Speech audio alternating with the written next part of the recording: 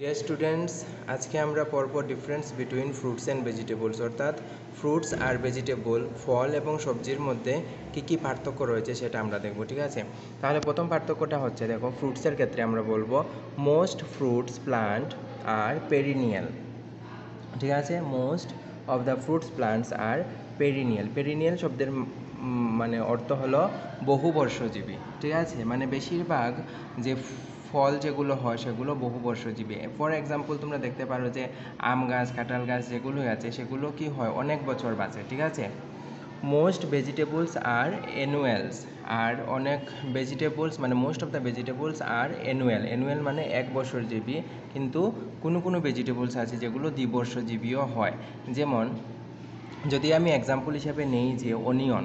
ঠিক আছে, অনিয়ন তো একটা ভেজিটেবলস, পেঁয়াজ হলো একটা ভেজিটেবলস। এখন পেঁয়াজ কি কয় বর্ষজীবী হবে? এক বর্ষজীবী হবে। ঠিক আছে, অ্যানুয়ালি প্রপাগেটেড ক্রপস।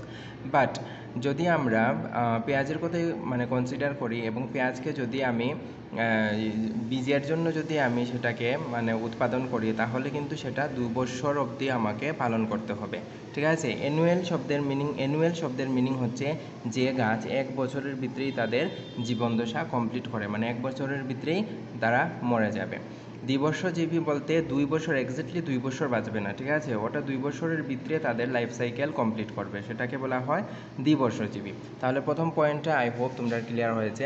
সেকেন্ড পয়েন্ট কি বলেছে, দেখো, সেকেন্ড পয়েন্টে বলেছে fruits plants are generally woody in nature. Woody বলতে বোঝায় কাঠ জাতীয়। ঠিক আছে, তাহলে ফ্রুট প্লান্টস আমাদের উডি নেচারের হয়। আর in the same time vegetable plants are generally herbaceous and succulent. Herbaceous বলতে বোঝায় ছোটো ছোটো প্লান্ট যেগুলো, ঠিক আছে, ছোটো ছোটো প্লান্টস যেগুলো 0.5 মিটার হাইটের হয় ওদেরকে হার্বিশিয়াস বলা হয়। আর সাকিউল্যান্ট বলতে বোঝায় যাদের স্টেম যেগুলো আছে, যাদের কাণ্ড যেগুলো আছে, যেগুলো টেন্ডার থাকে, ঠিক আছে, অনেক নরম থাকে, তাদেরকে সাকিউল্যান্ট বলা হয়। তাহলে এটা হচ্ছে মেইন ডিফারেন্স, একটা স্টেম উডি নেচারের আর একটা স্টেম খুব নরম হবে, একটা শক্ত হবে আর একটা নরম হবে। থার্ড পয়েন্টে কি বলেছে, দেখো, দে আর কমার্শিয়ালি প্রপাগেটেড এসেক্সুয়ালি। এসেক্সুয়ালি শব্দের মিনিং হচ্ছে যে আমরা ওদের বীজ থেকে প্রোডাকশন হয় না। ঠিক আছে, বীজ থেকে আমরা প্রোডাকশন হয় না। যেমন মোস্ট অফ দ্য প্লান্টস, যেমন তুমি দেখবে যে যেমন মনে করো লিচু গাছ আছে, ঠিক আছে, সেটা আমরা বীজ থেকে প্রপাগেট করি না। কিন্তু কিছু কিছু প্লান্ট আছে যেগুলো বীজ থেকেও প্রপাগেট হয়, কিন্তু মোস্ট কমনলি প্রপাগেটেড হলো এসেক্সুয়ালি, মানে প্লান্টের বীজ বাদে অন্য পার্ট থেকে প্লান্টের তোমার প্রোডাকশন করা হয়। They are commercially propagated sexually by seeds. Most of the vegetables দেখবে তোমরা সিড থেকেই প্রোডাকশন করা হয়। তুমি টমেটো ধরো, বেগুন ধরো, তারপরে তুমি মনে করো শিম, যেগুলো তোমার সবজি আছে, most of the vegetables are propagated by seed থেকেই প্রোডাকশন করা হয়। তাই আর এগুলো তোমাদের কি করা হয়, ডাল থেকে অনেক সময় প্রোডাকশন করা যায়, কিন্তু মোস্ট অফ দ্য ভেজিটেবলস যেগুলো সিড থেকেই, প্রায় 95% ভেজিটেবলস আমরা সিড থেকে প্রোডাকশন করি। এটা হলো থার্ড ডিফারেন্স। ফোর্থ ডিফারেন্স কি বলেছে, দেখো, fruit plants require special culture practices. যেগুলো ফ্রুটস প্লান্টস আছে সেগুলোর কিছু কিছু স্পেশাল তোমার কালচারাল প্র্যাকটিসেস দরকার। কি কি? যেমন হচ্ছে কি ট্রেনিং দরকার, প্রুনিং দরকার, এক্সেট্রা।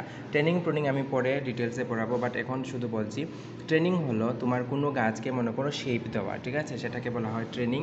আর প্রুনিং বলতে বোঝায় মনে করো কোনো গাছের মধ্যে, কোনো ডালের মধ্যে ডিজিজ অ্যাটাক করেছে, ঠিক আছে, বা কোনো ডাল মনে করো মরে গেল, শুকিয়ে গেল, সেই টোটালি ডালটাকে সরানোকে বলা হয় প্রুনিং। ঠিক আছে, ট্রেনিং হলো তুমি একটা শেপ দেওয়া, আর প্রুনিং হলো টোটালি রিমুভ করাকে আমরা বলি প্রুনিং। ঠিক আছে, তো এটা হলো যেমন ফ্রুটসের ক্ষেত্রে এইসব মানে স্পেশাল কালচারাল প্র্যাকটিস যেগুলো আছে সেগুলো রিকোয়ার হয়। কিন্তু vegetables are seasonal and only staking and pruning are required in some crops. Staking বলতে কি বোঝায়, স্টক লাগানো, ঠিক আছে, স্টক লাগানো, গ্রামের ভাষায় যদি বলি তাহলে পালো লাগানো।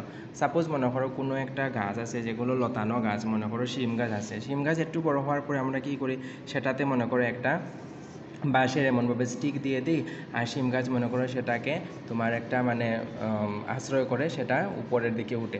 এই যে বাঁশের যে এটা দেওয়া, এটাকে বলা হয় স্টকিং।